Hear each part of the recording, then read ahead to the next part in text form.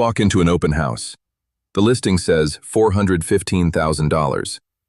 You tour the rooms, check the kitchen, glance at the backyard. Something feels right. You start doing mental math. What could you offer? What would count as a deal?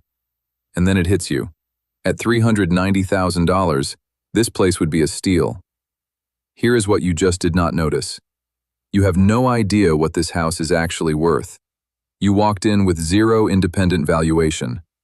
But the moment you saw $415,000, your brain used that number as a gravitational center. Every calculation you made after that was orbiting around it. That is not intuition. That is not market knowledge. That is a cognitive bias so powerful, it has been demonstrated on judges, real estate agents, and Nobel committees. And it is happening to you dozens of times every single day.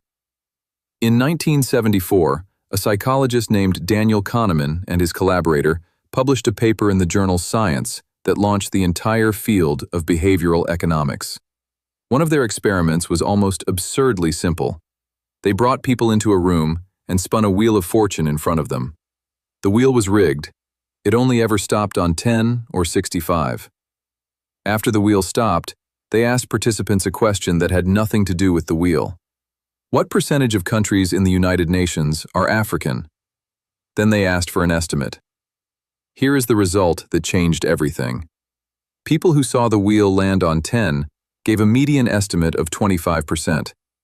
People who saw it land on 65 gave a median estimate of 45%. A gap of 20 percentage points, produced entirely by a number generated from a rigged wheel that had absolutely nothing to do with geography. The participants knew the wheel was random. They knew the number was meaningless. It did not matter. The number pulled their estimates anyway. Kahneman later won the Nobel Prize in Economics largely for this line of research.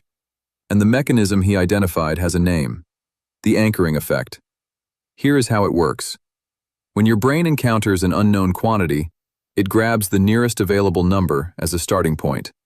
Then it adjusts away from that starting point. But the adjustment is almost always insufficient. The anchor acts like gravity. Once it is on the table, everything bends toward it. And here is the part that should genuinely bother you. The anchor does not need to be relevant. It does not need to be accurate. It does not even need to come from a source you trust. You experienced this already, probably in the last 24 hours. A company puts a sweater on sale for $79 crossed out from $150. You do not know what that sweater is worth. You have never valued knitwear independently in your life. But the moment you saw $150, that became your anchor. And $79 feels like a deal, even though the sweater might only ever have been worth $40. This is not hypothetical. Researchers have documented this exact mechanism again and again. Arbitrary numbers, even the last two digits of someone's social security number, predict how much people are willing to pay for products. William Sonoma once launched a bread maker at $279, and sales were mediocre. Then they added a second model at $429. The $429 model barely sold, but sales of the $279 model nearly doubled. The expensive model was not there to sell. It was there to anchor. And the $279 suddenly looked like a bargain. Open your shopping app right now. Count how many prices have a crossed-out number next to them. That is not a discount. That is a gravitational field. But anchoring does not just happen in stores. It happens wherever human beings make judgments under uncertainty, which is to say, it happens everywhere. Here is an experiment that should genuinely unsettle you. A team of researchers in Germany asked participants to estimate the age at which Gandhi died. But before the estimate, they asked one simple comparison question. Half the participants were asked, did Gandhi die before or after age 140? The other half were asked, did Gandhi die before or after age 9? Obviously absurd. Gandhi died at 78. Everyone knows that. But here is what happened. People who were first exposed to 140 gave dramatically higher estimates than people who were first exposed to 9. An absurdly high number pulled people up. An absurdly low number pulled them down. Even when the anchor is so extreme that your conscious mind knows it is completely wrong, your unconscious estimation system has already been infected by it. You might be thinking, okay, but that is a parlor trick. That would not happen in a real decision with real consequences. It does, and the evidence is terrifying. Researchers gave experienced criminal court judges, people with more than 10 years on the bench, a case to sentence. Before the judges decided, they were asked to roll dice. The dice were loaded. Some judges rolled a 9, others rolled a 3. Judges who rolled the high number sentenced the defendant to an average of 8 months. Judges who rolled the low number sentenced the same defendant to 5 months. 3 months of someone's freedom, determined by a dice roll. Let that sink in. These were not students. These were not amateurs. These were experienced legal professionals whose entire career is built on the idea of rational, evidence-based judgment. And a random number pulled their sentence by nearly 70%. A dice roll. Not evidence, not precedent, not the severity of the crime. A random number from a pair of dice that happened to land face up in front of the judge. And it is the same mechanism that decides whether you pay $390,000 or $370,000 for a house. The only difference is the stakes. Now here is where it gets personal. The anchor does not just come from price tags and dice. It comes from your own history.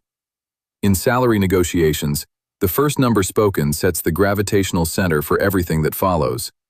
Researchers at a major American university confirmed that whoever makes the first offer achieves a systematically better outcome. Every counteroffer, no matter how hard the other side tries to stay objective, drifts back toward that opening number. And here's the part nobody tells you.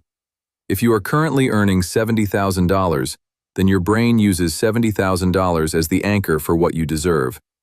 Asking for $87,500 feels like a massive leap. But $87,500 might be the exact market rate for your role. You are not negotiating against the market. You are negotiating against your own history. Your own past salary is the anchor, and you do not even realize it is there. So here's the question that matters. Can you defend yourself against this? You might think that simply knowing about the anchoring effect is enough. After all, now that you see it, you can resist it, right? Wrong. Researchers tested this directly. They warned people about the anchoring effect before exposing them to an anchor. The warning did not eliminate it. Then they told people explicitly that the anchor was randomly generated. That did not eliminate it either. Then they tried something even more extreme. They paid people for accuracy. Real money. Financial incentive to be as precise as possible. It did not eliminate it. The bias survives every intervention they have thrown at it. So knowing is not enough. Being warned is not enough. Even being paid to be accurate is not enough. Does that mean you are helpless? No. But the defense is not what you think it is. There is one thing that does work. Before you enter any situation where a number will be thrown at you, a salary negotiation, a house purchase, a price negotiation, generate your own number first. Research the market. Set your own anchor based on data that you trust. Because once the other side drops their number, your brain will automatically orbit around it. The only defense is having your own gravity in place before theirs arrives. And there is one more tactical detail. When you do make the first offer, use a precise number. Ask for $87,500 instead of $85,000. Precise numbers signal that you have done your homework, and evaluators give smaller counteroffers to people who use specific figures. So the next time someone drops a number in front of you, a listing price, a salary offer, a was $150 now $79 sign, remember, that number is not information. That number is gravity. And the only way out is to bring your own number before they bring theirs. The first number you see does not tell you what something is worth. It tells you what someone else wants you to think it is worth.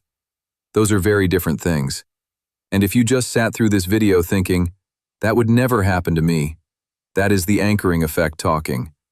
Because you just heard the word 415 10 minutes ago, and somewhere in the back of your mind, it is still there, pulling.